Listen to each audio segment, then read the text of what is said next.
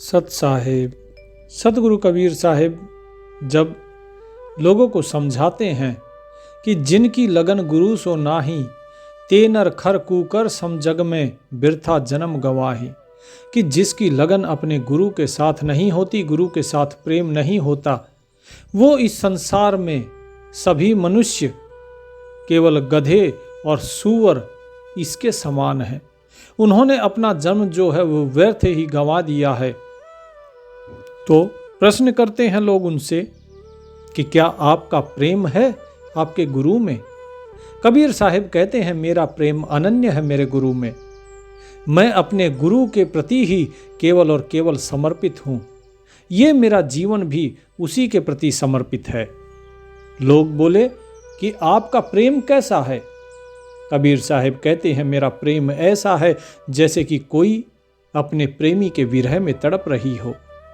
जिस प्रकार कोई स्त्री अपने प्रेमी के विरह में तड़पती है, इसी प्रकार मेरी आत्मा मेरे गुरु के और उस परमात्मा के विरह में तड़पती है।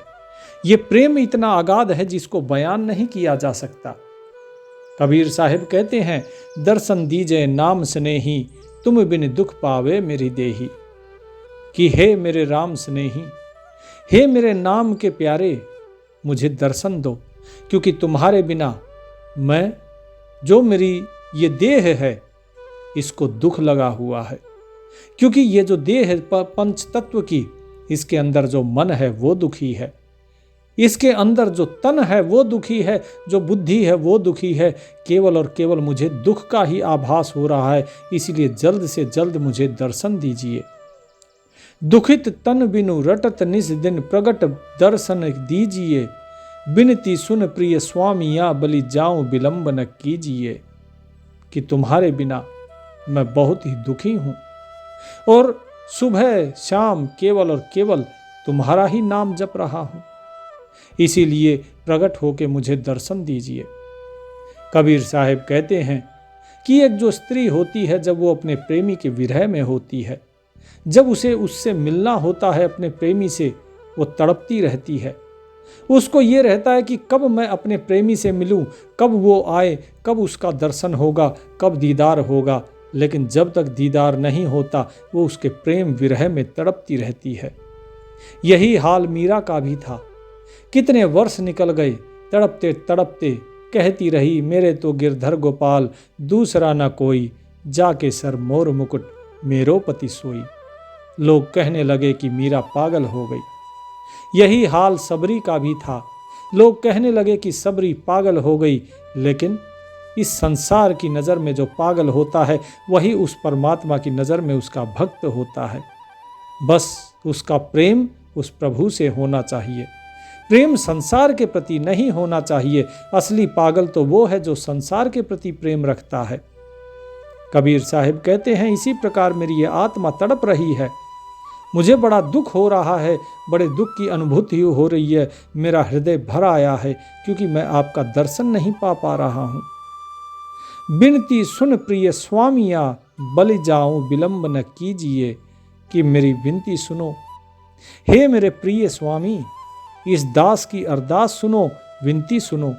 मैं तुम्हारे ऊपर बलिहार जाता हूँ, बस अब और विलंब ना करो। जितना विलंब करना था कर लिया, अब इससे अधिक नहीं।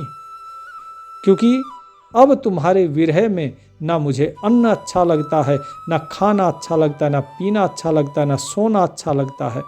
अब मुझे नींद नहीं आती, तुम्हारा विरह सता रहा है। जिस प्रकार से एक प्रेमिका एक प्रेमी के लिए दिन रात जागती रहती है, उसकी आंखों में नींद नहीं होती, वो केवल उसी के सपने संजोए रहती है। ठीक इसी प्रकार इस कबीर के अंदर भी कुछ ऐसी ही हालत है। इसे भी न अन्न अच्छा लगता है, न नींद अच्छी लगती है। अन्न न भावे नींद न आवे, बारंबार मोहि बिरह सतावे। कि ना मुझे अन्न अच्छा लग रहा है और मुझे नींद नहीं आ रही है, मेरी आंखों में नींद नहीं है। मैं केवल और केवल तुम्हारा ही सुमिरन कर रहा हूँ। बार बार मुझे विरह सताता है, क्योंकि जब से तुमसे बिछड़ा हूँ, तब से तुम्हारा दर्शन नहीं हुआ और मेरा प्रेम तुम्हारे अंदर बढ़ता जा रहा है। हे मेरे मालिक, मुझ पर कृपा करो। विविध विधि हम भई व्याकुल, विविध विधि भई हम व्याकुल, बिन देखे जीव न रहे, तपत तन जीव उठत झाला, कठिन दुख अब को सहे। साहिब कहते हैं कि भाई इस दास की मत पूछो, ये दास किस प्रकार से तड़प रहा है। बाहर मैं तुम्हें बैठा दिख रहा हूं, लेकिन अंदर ही अंदर मेरे अंदर अग्नि जली हुई है। उस विरह की अग्नि में मैं जल रहा हूं। बहुत प्रकार से अनेकों अनेक उपाय से मैं कोशिश करता हूं कि उस मालिक से मिलूं, और मैं व्याकुल होता जा रहा हूं। अब उस मालिक को देखे बिना, अपने उस प्रीतम को देखे बिना अब ये जीव नहीं रह सकता। अब इसके अंदर वो तड़प बढ़ती जा रही है, और जो ज्वाला है, विरह की अग्नि है, उसकी तपत, उसकी जो जलन है, उसकी तपिश इतनी ज्यादा हो गई है कि अब उसका दुख सहना बड़ा ही कठिन हो गया है। अब चाहे ये जीवन ही ना रहे, और अगर जीवन रहे तो केवल और केवल उसके दीदार के साथ रहे। कबीर साहिब कहते हैं, नैनन चलत सजल जल धारा, निस दिन पंथ निहारो तुम्हारा। कि मेरी जो आंखें हैं, मेरी आंखों से जो मेरे नैन हैं, इनसे सजल धारा बह रही है, आंसुओं की धारा चल रही है। क्यों चल रही है? विरह में, दुख में, कि उस मालिक से मैं मिल नहीं पा रहा हूं। इसीलिए दिन रात मैं तुम्हारा ही पंथ निहारता हूं। और ऐसा ही पंथ सबरी ने निहारा, ऐसा ही पंथ मीरा ने निहारा, ऐसा ही पंथ सभी जितने भी भक्त हुए उन्होंने देखा है। ध्रुव ने इसी प्रकार से और प्रहलाद ने भी इसी प्रकार से उस मालिक से प्रेम किया और उसका पंथ निहारते रहे। सबरी को तो लोग कहते थे कि अरे बुढ़िया, तू बूढ़ी हो गई है, उसका इंतजार करते करते तेरे राम आए भी। लेकिन वो कहती, एक दिन मेरे राम आएंगे, जरूर आएंगे। मेरे गुरु का वचन कभी मिथ्या नहीं हो सकता।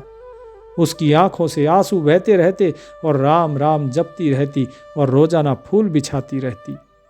कबीर साहिब भी कहते हैं कि मैं रोजाना दिन रात केवल तुम्हारा ही रास्ता देख रहा हूं कि तुम आओगे और तुम मुझे दर्शन दोगे।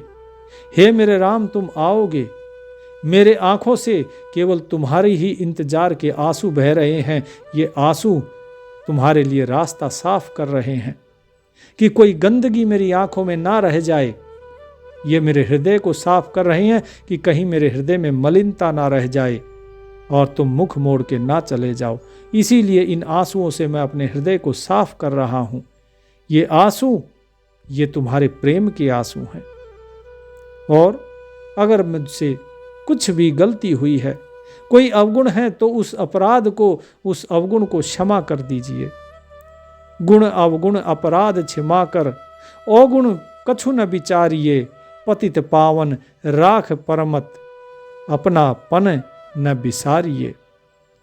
कबीर साहिब कहते हैं परमात्मा को कि हे मेरे राम, हे मेरे मालिक, जो भी मेरे अंदर चाहे गुण हो या अवगुण हो, अगर मैं अपराधी भी हूं तो मेरे उस अपराध को क्षमा कर दो। मैं तुम्हारा हूं, केवल और केवल तुम्हारा हूं। मेरे अवगुण हैं तो उन अवगुणों को दूर करो, लेकिन उन अवगुणों के कारण मुझे अपने से दूर ना करो। यदि कोई अपराध हुआ है तो मुझे क्षमा करो, लेकिन मुझे अपने से दूर ना करो। मेरे अवगुणों के कारण मुझे दूर ना कीजिए, मेरे अवगुणों को चित्त में ना धरिए। प्रभु जी, मेरे अवगुण चित्त ना धरो। तुम तो पतित पावन हो, तुम सभी की पत रखते हो, तुम सभी का कल्याण करते हो। तो इसीलिए इस अधम का, इस जुलाहे का भी कल्याण कर दो। मुझ जैसे गिरे हुए पतित को भी पावन कर दो और अपनी पत में, अपनी शरण में मुझे रख लो। अपनापन मुझसे ना दूर करो। तुम मेरे अंदर जो मेरा अपनापन है तुम्हारे प्रति, उसको त्यागो मत। मेरी तुमसे विनती है, हे मेरे राम, तुम मुझे अपने साथ एक कर लो। मैं तुम्हारे ही विरह में तड़प रहा हूं। कबीर साहिब कहते हैं, ग्रह आंगन मोहि कछु न सुहाई, वज्र भई और फिर्यो न जाई। जिस प्रकार एक स्त्री, वो क्या करती है, उसे ना घर अच्छा लगता है, ना आंगन में बैठना अच्छा लगता है, ना किसी से बोलना अच्छा लगता है, क्योंकि उसके मन में तो विरह है।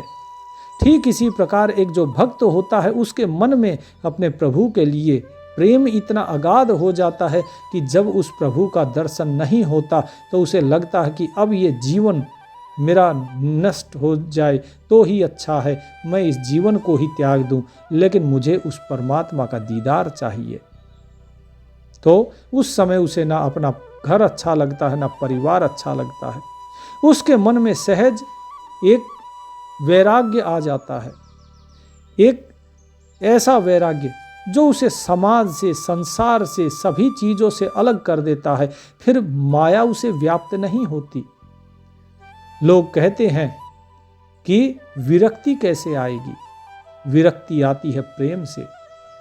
विरक्ति को प्राप्त करना पड़ता है। विरक्ति के लिए किसी चीज़ को छोड़ा नहीं जाता। कभी आपने साहिब की वाणी में ये चीज़ें नहीं सुनी होगी कि आप इसे छोड़ दो, आप घर को छोड़ दो, आप परिवार को छोड़ दो। नहीं, साहिब कहते हैं कि ये सब छोड़ते नहीं हैं, बल्कि स्वयं ही छूट जाता है जब आपका प्रेम किसी और से हो जाए। आपने देखा होगा आजकल के समय में, कलयुग में, बहुत से बच्चे ऐसे हैं जो घर से भागकर शादी कर लेते हैं। जिन माता पिता ने उन्हें बचपन से पाला पोसा, इतना बड़ा किया, वो उनके बारे में क्षण भर भी नहीं सोचते। क्यों? क्योंकि उनकी आसक्ति, उनका प्रेम अब किसी और में हो गया है, और जिसमें उनका प्रेम हुआ है उस प्रेम के कारण जो दूसरे थे उनके प्रति प्रेम कम हो गया, माता पिता के प्रति प्रेम कम हो गया, और जिस पुरुष या स्त्री के प्रति वो आसक्त हैं उसके प्रति उनका प्रेम ज़्यादा है। तो अपने आप ही दूसरों के प्रति प्रेम कम हो गया।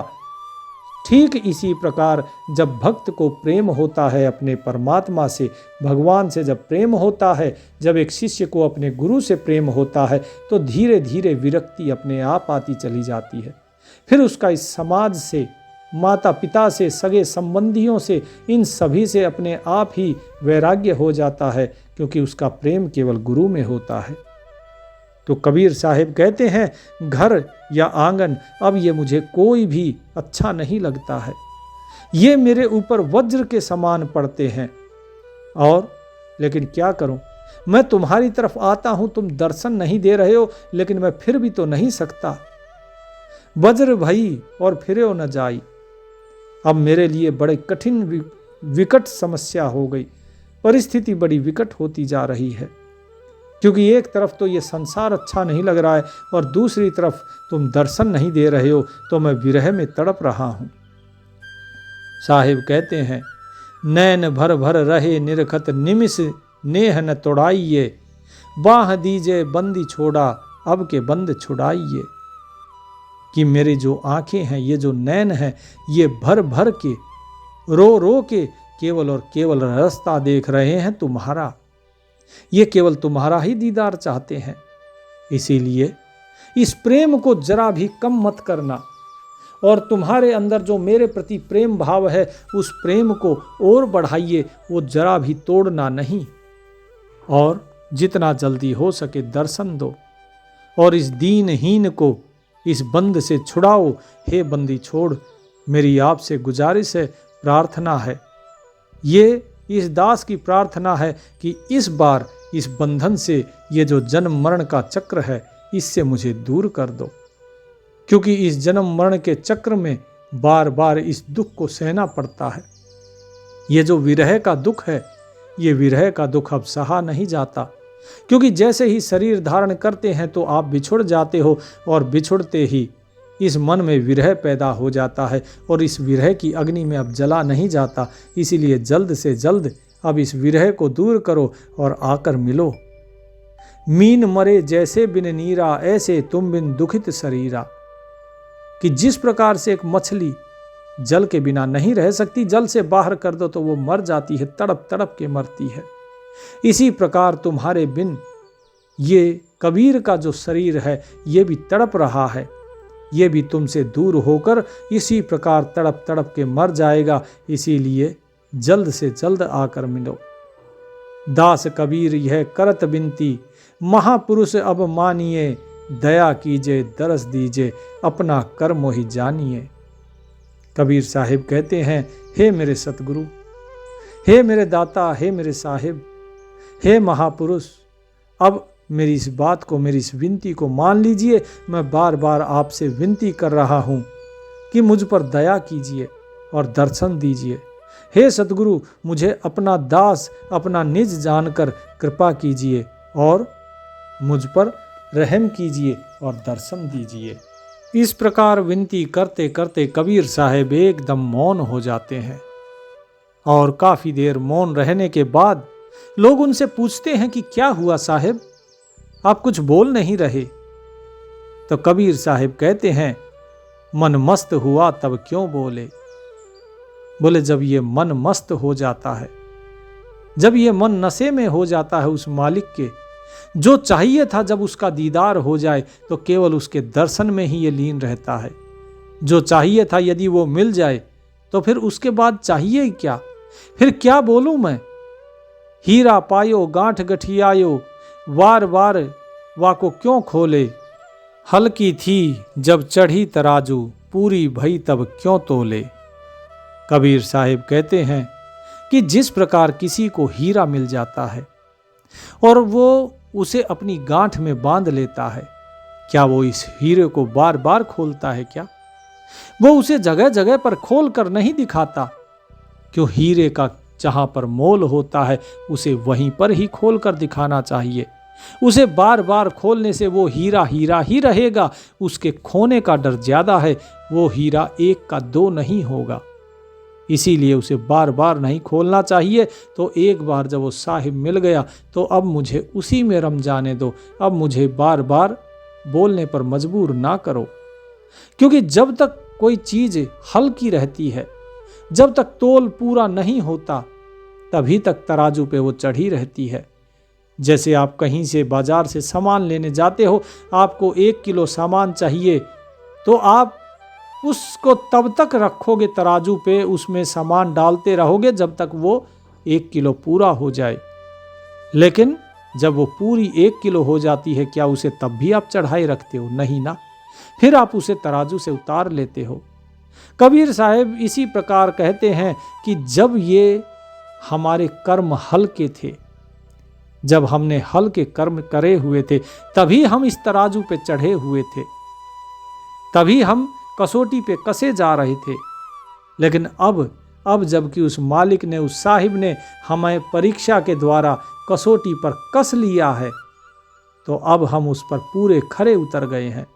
और जब खरे उतर जाते हैं, जब हम पूरे हो जाते हैं, तो फिर बार बार कसौटी पे नहीं चढ़ना होता, बार बार तराजू पे नहीं तुलना पड़ता। तराजू पे उसे तोला जाता है जिसमें शंका होती है कि हाँ ये पूरा नहीं है, लेकिन जब पूरे ही हो गए फिर क्या तोलना है। साहिब कहते हैं कि इसी प्रकार ये दास, ये कबीर भी अब पूरी तरीके से उस परमात्मा का हो गया। अब किंचित भी इसमें संशय नहीं है कि मैं इस संसार का हूँ, अब मैं केवल और केवल उस मालिक का हूँ। इसीलिए अब कोई लाभ नहीं है बार बार तोलने से, क्योंकि अब तो मैं पूरा ही उसका हो चुका हूँ। सूरत कलारी भई मतवारी, मदवा पी गई बिन तोले, हंसा पाए मान सरोवर, ताल तलैया क्यों डोले।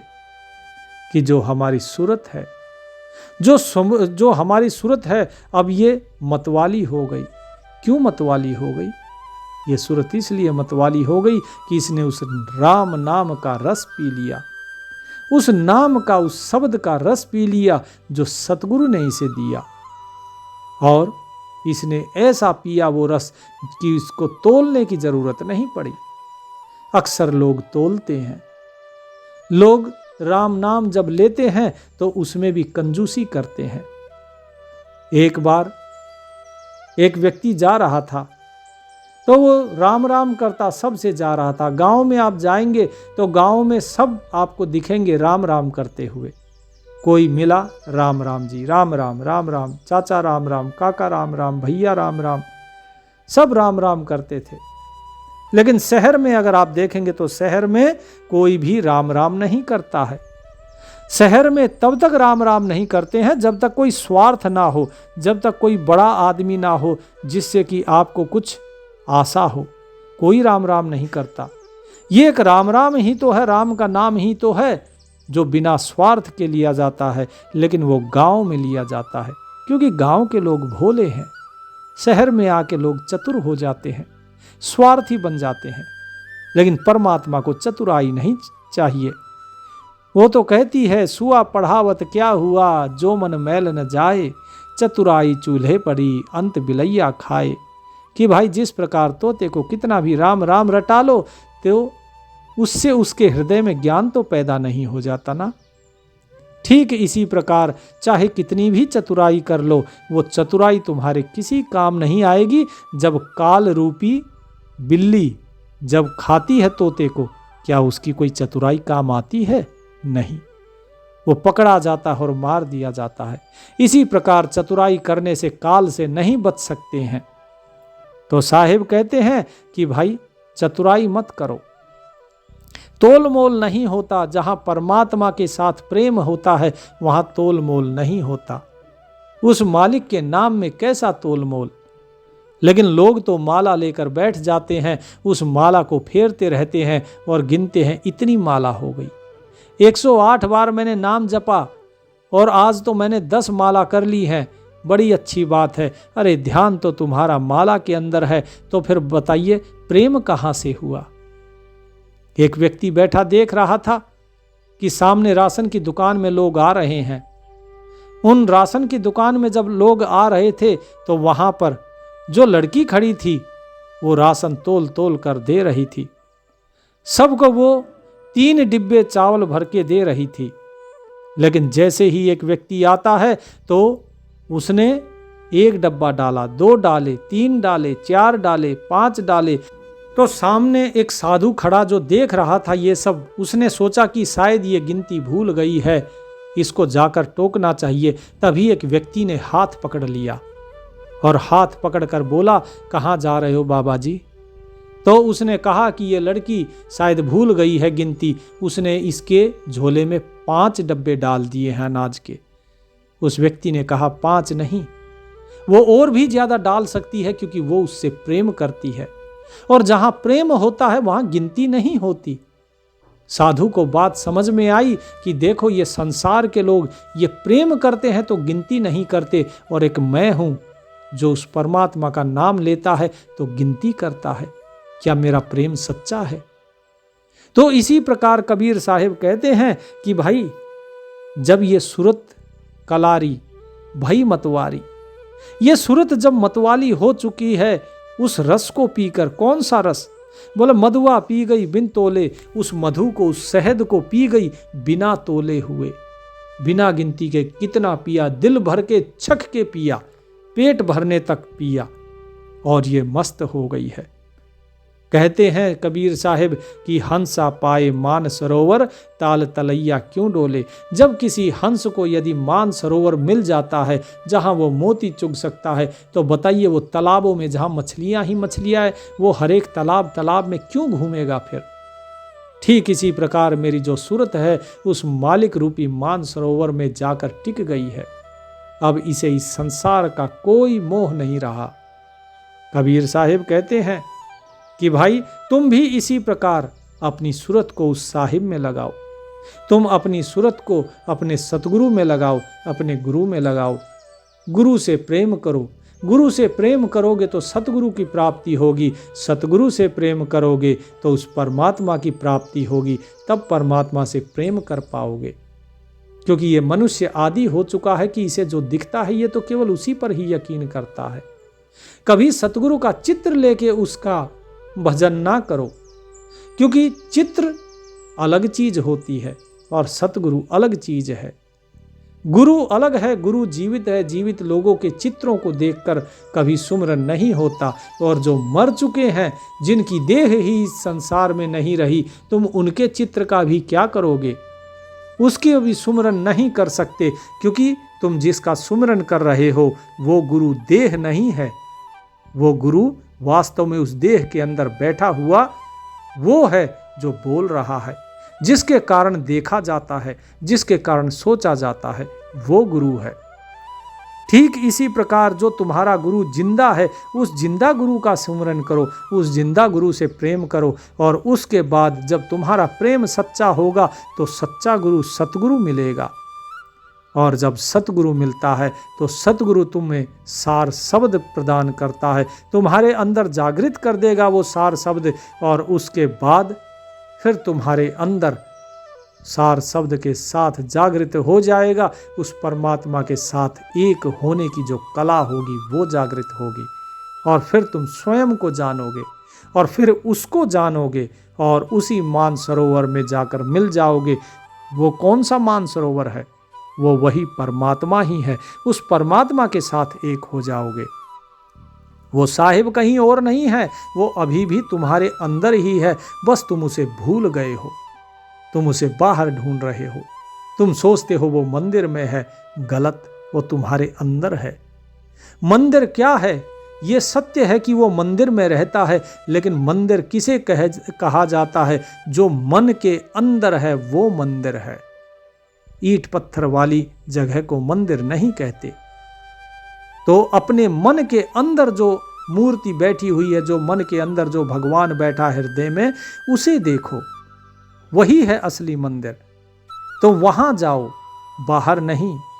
तेरा साहिब है घट माही। घट माने ये शरीर जो है इसे भी घट कहा जाता है, और हृदय को भी घट कहा जाता है। तेरा साहिब है घट माही, बाहर नैना क्यों खोले। कहें कबीर सुनो भाई साधो, साहिब मिल गए तिल ओले। कि वो तुम्हारा साईं, तुम्हारा मालिक, तुम्हारा प्रीतम, वो तुम्हारे अंदर ही विराजमान है। उसे पाना है तो बाहर मत ढूंढो, उसे पाना है तो अंदर ढूंढो। बाहर नैना क्यों खोले? बाहर नैना मत खोलो, इन आंखों को बंद ही रखो। इन आंखों से तो केवल बाहर की स्थूल चीजें दिखाई देगी। बाहर जो कुछ दिखाई दे रहा है वो सब कुछ माया है। अगर माया को देखोगे तो चिंतन भी फिर माया का ही होगा, लेकिन चिंतन उस परमात्मा का करना है जो तुम्हारे घट के अंदर है। तो आंखों को बंद रखो, कानों को बंद रखो, अपनी मुख को बंद रखो, केवल अंदर चलो। तुम्हारे अंदर ही वो है। नाम सुमिरन करो, और उस नाम के माध्यम से ही उसे प्राप्त कर पाओगे। और सबसे बड़ी चीज है प्रेम। जब तक प्रेम नहीं होगा तुम खुद को तो जान लोगे, लेकिन उस परमात्मा के साथ एक नहीं हो पाओगे। आत्मा और परमात्मा अलग नहीं है, वो एक ही है, लेकिन फिर भी एक होते हुए भी वो अलग है।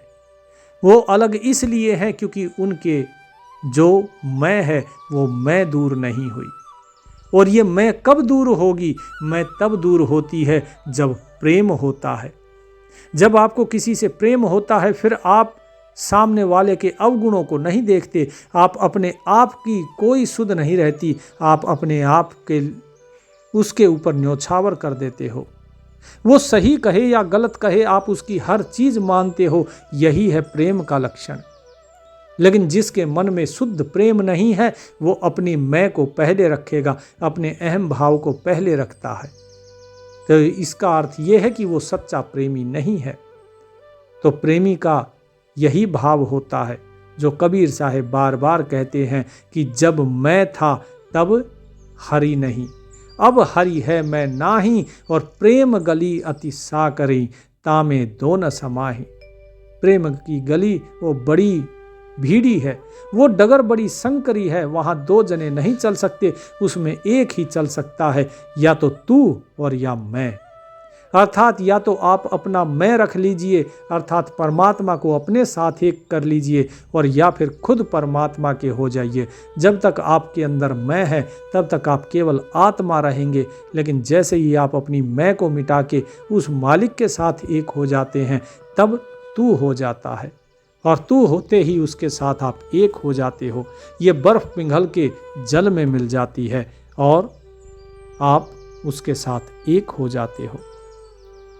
तो क्या कहते हैं? कहें कबीर सुनो भाई साधो, साहिब मिल गए तिल ओले। कि हे मेरे साधो भाई सुनो, इस कबीर को वो परमात्मा मिला, कहाँ मिल गया? वो साहिब कहाँ मिला? वो साहिब मिला तिल के ओट में। ओले मतलब ओट में, कि उसके तिल के पीछे मिला, छुपा हुआ था। कहाँ? तिल में। तिल कहाँ है? तो साहिब की एक वाणी है तिल के तिल भीतर 14 भवन बनावर हारा। यानी तिल के भी अंदर तिल, और उसके अंदर भी तिल, और उसके अंदर भी तिल, उसके पीछे छुपा हुआ है। तो वो क्या है? वो तिल है आपका त्रिकुटी। वो त्रिकुटी कमल है। उस त्रिकुटी कमल में ही वो परमात्मा का दर्शन आप कर पाएंगे। वहीं से परमात्मा के दर्शन की शुरुआत होती है। लेकिन इसका मतलब ये नहीं कि त्रिकुटी में आपको जो प्रकाश दिखा वो आपने परमात्मा को पा लिया। नहीं, वो तो एक प्रकाश की हल्की सी झलक है। वहां का प्रकाश तो बहुत मंद है। जिस प्रकार सूर्य का प्रकाश आप तक पहुंचता है, तो क्या आपने सूर्य को पा लिया? नहीं, क्योंकि सूर्य तो आपसे बहुत दूर है। यहां से लगभग 15 करोड़ किलोमीटर दूर है। लेकिन क्या आपने पाया उसे? नहीं पाया। आप उससे 15 करोड़ किलोमीटर दूर बैठे हुए हैं। चांद का प्रकाश आपने देखा, लेकिन 3,65,000 किलोमीटर दूर ये चांद बैठा हुआ है, और आप उससे इतनी दूर हैं। आपने उसे केवल देखा है, एक झलक पाई है उसके प्रकाश की, और कुछ भी नहीं। उसे प्राप्त करने के लिए फिर इतना सफर और तय करना पड़ेगा। पाताल से लेकर और जो सतलोक है उसकी दूरी बहुत ज्यादा है, 16 शंख इतनी दूरी है। तो यहां से वहां तक का 16 शंख किलोमीटर का जो तय करना है रास्ता, वो कैसे तय करोगे? ऐसे ही नहीं हो जाता। 16 शंख कोश पर वो सतलोक है, और वहां तक जाने के लिए आपको बहुत मेहनत करनी पड़ेगी।